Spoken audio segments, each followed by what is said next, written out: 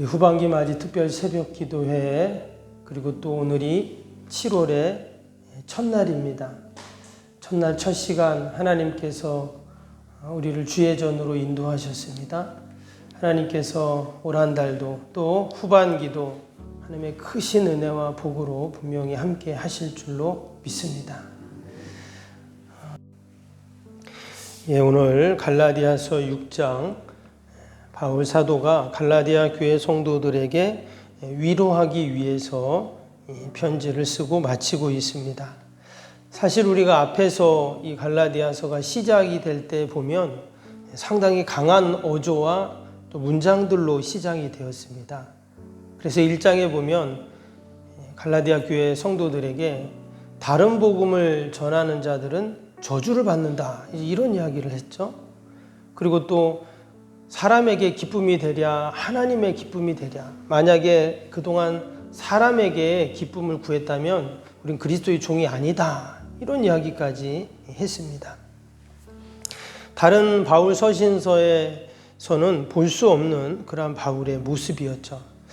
근데 그것은 당시에 교회를 어지럽게 하고 또 혼란스럽게 했던 율법주의자들, 또 거짓 교사들, 이단들을 향해서 그들이 복음을 자꾸 왜곡하고 또 진리를 변질시키고 교회 공동체를 무너뜨리려고 하는 그들 때문에 그렇게 이야기를 한 것입니다.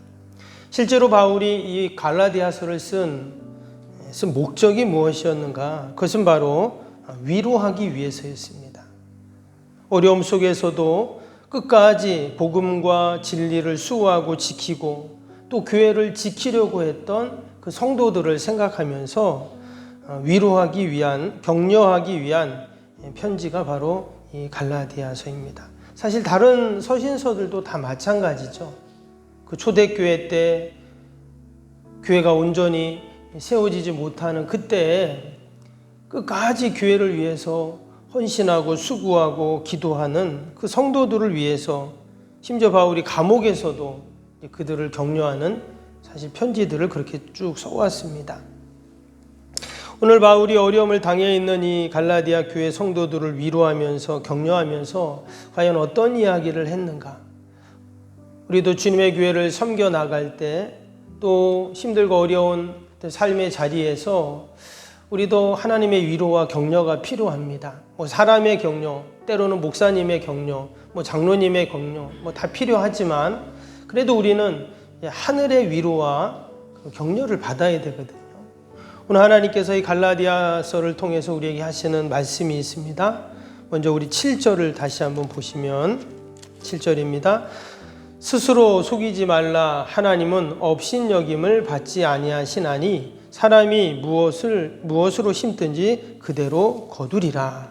또 이어진 8절에 자기의 육체를 위하여 심는 자는 육체로부터 썩어질 것을 거두고 성령을 위하여 심는 자는 성령으로부터 영생을 거두리라. 심는 대로 거둔다는 이 말씀, 이것이 우리에게 위로의 말씀입니다. 이 말씀의 핵심은 뭐냐면 하나님은 결과보다 동기를 소중히 여기신다는 그런 말씀입니다. 육체를 위해서 심으면 육체에 썩어질 것을 거두고 성령을 위해서 심으면 또 성령의 영생을 거둔다 했죠. 그러니까 무엇을 심냐? 심는 것은 시작이잖아요. 그래서 그 동기가 무엇이냐 하는 것이 이 말씀의 핵심입니다. 때로는 좋은 동기로 시작해도 결과가 안 좋을 때도 있습니다. 그러나 하나님은 어떤 분이시라고요? 하나님은 스스로 속이지 말라 하면서 하나님은 업신여김을 받지 않는다, 하나님은 속지 않는다, 이런 뜻이죠.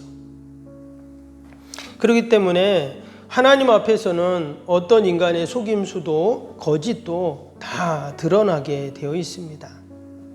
성경을 보면 하나님은 늘 진실한 사람들에게 복을 주십니다. 여러분 요셉을 보세요. 요셉은 너무 진실해서 탈입니다. 자기가 꿈을 꿨으면 하나님이 그런 비전을 주셨으면 그냥 간직하면 되는데 그걸 다 형들에게 이야기하잖아요. 그런 미움을 받게 되고 그래서 결국은 종으로 노예로 팔리는 그런 일들을 당합니다. 그러나 하나님은 그의 진실을 외면치 않으시죠. 때가 되매 그를 애굽의 총리로 세우시고 그를 통해서 그 가족을 다 구원하시는 역사를 이루십니다. 그렇다고 무조건 우리가 내가 옳다, 또 진실하다 하고 다 밀고 나갈 수는 없죠. 요셉도 그것을 나중에 깨닫게 됩니다. 그래서 형들이 양식을 구하러 왔을 때 어떻게 합니까? 아주 지혜롭게 말하고 대하는 것을 보게 되죠. 왜? 자신이 예전에 어렸을 때 그렇게 지혜롭지 못했던 것을 기억했던 것입니다. 중요한 것은 하나님은 그 진실한 요셉을 그냥 외면치 않으시고 그의 고난까지도 하나님은 다 아름답게 빛나게 해 주셨습니다.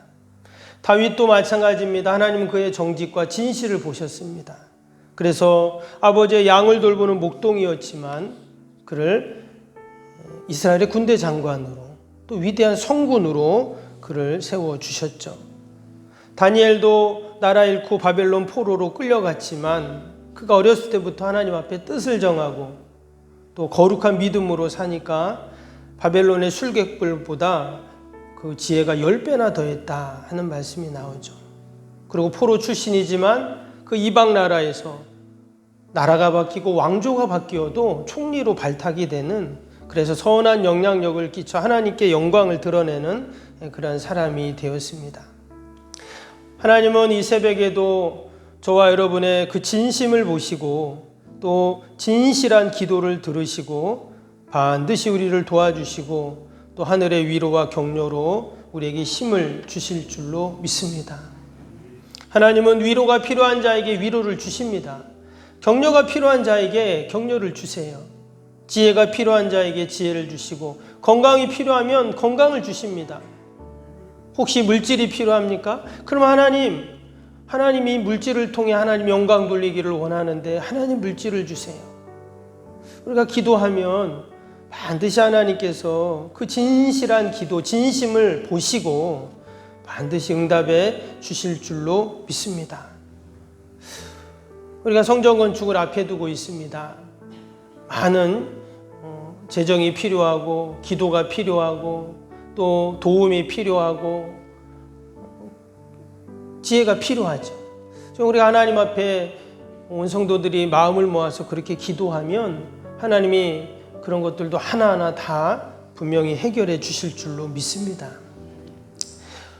두 번째는 9절입니다. 2절 보시면 하나님이 어떻게 위로하시는가. 9절에 우리가 선을 행하되 낙심하지 말지니 포기하지 아니하면 때가 이름에 거두리라. 바울이 이런 얘기를 했다는 것은 분명히 갈라디아 교회 가운데 선을 행했는데 낙심했던 성도들이 분명히 있었을 겁니다. 자신은 이것이 아주 선하다 생각하고 이렇게 했는데 그 결과가 낙심으로 돌아오는 거예요. 근데 뭐라고 했습니까? 때가 되면 거두리라 이렇게 분명히 말씀했어요. 여기에 보면 때가 이르면 거둔다 이 말씀이 바로 하나님이 하시는 방법입니다. 때라는 말이 나왔어요. 우리가 성경 읽다 보면 이 하나님이 정하신 때가 있다는 거예요. 그래서 하나님은 반드시 그 때가 되면 거두고 이루시고 해결하신다 하는 것입니다. 우리는 늘 염려하고 걱정하고 어찌할까 하지만 하나님은 딱 정하신 때가 있는데 그 때가 되면 이루시고 거두신다라는 것입니다. 때가 참에 그 아들을 보내셨습니다. 또 때가 참에 율법 아래 종의 멍에를 지고 있던 우리에게 자유를 주시고 또 때가 참에 우리의 모든 기도 제목을 하나님 다 응답하시고 구원하시는, 여러분 믿음은 어찌 보면 그 때를 기다리는 것이죠. 하나님이 역사하시는 때, 하나님이 일하심의 때를 기다리는 것입니다. 사실 우리가 기다리지 못해서 일을 그르치는 경우가 얼마나 많습니까? 근데 언제가 하나님의 때인지 모르기에 우리는 늘 기도하는 것이죠. 겸손히 하나님 앞에 머리를 숙이는 것이고 하나님께 은혜와 긍휼을 구하는 것입니다. 마치 농부가 때를 기다리며 밭에 씨를 뿌리고 거름을 주고 잡초를 뽑고 물을 주고 잘 가꾸어서 마지막에 열매를 거두는 것처럼, 다 그렇게 정해진 때가 있는 것처럼 우리도 늘 하나님 앞에 그런 때를 소망하면서 우리에게 맡겨진 사명들을 감당해 나아갈 때 하나님은 반드시 이루시는 놀라운 구원의 역사가 있을 줄로 믿습니다. 9절에 선을 행하라 이런 말씀이 나왔습니다. 또 10절에도 보니까 기회가 있는 대로 모든 이들에게 착한 일을 해라 말씀이 나왔어요. 그 이유가 뭘까요? 선을 행하고 착한 일을 하는 이유가 뭔가? 다 때가 되면 거두게 하시기 때문이라는 거예요. 지금 지칠 대로 지쳐있는 갈라디아 교회 성도들에게 이 말씀은 단비와 같은 그런 말씀입니다. 나름대로 선을 행하고 또 주님을 위해서 착한 일을 계속 하는데 돌아오는 것은 낙심뿐입니다. 그러나 하나님께서 반드시 때가 되매 거두신다고 약속해 주십니다. 복음의 능력, 그 역사를 우리가 경험하는 때가 있습니다. 그래서 우리는 늘 그 약속의 말씀을 붙잡고 하나님이 이루실 때를 소망하면서 우리가 그 자유함을 누려야 할 줄로 믿습니다.